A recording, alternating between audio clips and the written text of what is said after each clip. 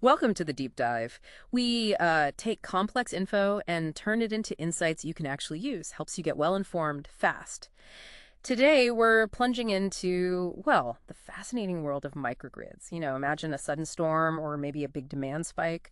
Traditional power grids can really struggle, sometimes causing blackouts. But what if, local energy systems could bounce back almost instantly? Yeah, that's exactly the challenge, especially with what we call low-inertia microgrids. These are really crucial systems. They bring in renewable sources, think solar, wind, helps us meet climate goals, allows for more local energy management. Great stuff. But the big hurdle is synchronization. Synchronization. Okay, Yeah, keeping all those different energy sources perfectly in tune. Even tiny disturbances can cause these huge oscillations, and that can lead to grid failures, communities left in the dark. Right. So the core problem is making these green energy systems, well, not just work, but adapt and recover like super fast. For our deep dive today, we're looking at sources exploring a really game-changing solution. It involves data-driven digital twins combined with something called decentralized observer-based control. Sounds complex.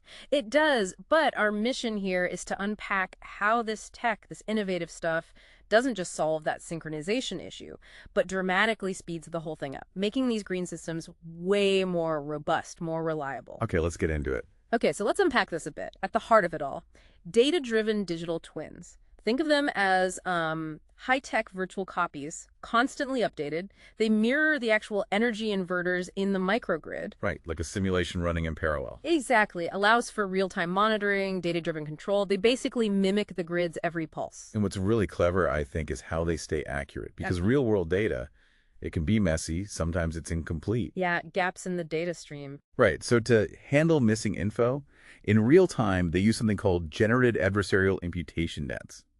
GAIN. GAIN. Think of GAIN as this really intelligent data detective. It doesn't just guess to fill in the blanks.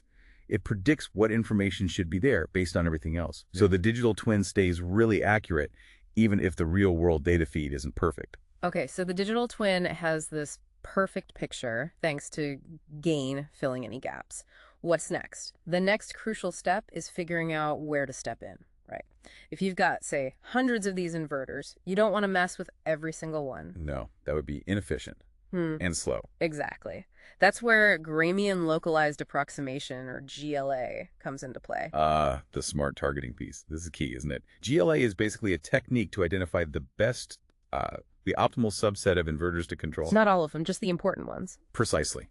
Instead of trying to manage every single inverter, GLA pinpoints the most influential ones, the ones that, when you adjust them, have the biggest impact on getting the whole network synchronized again.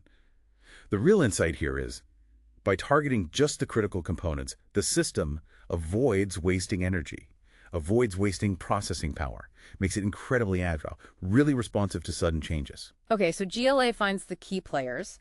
Then what? Then the decentralized observer-based control, DOBC, kicks in.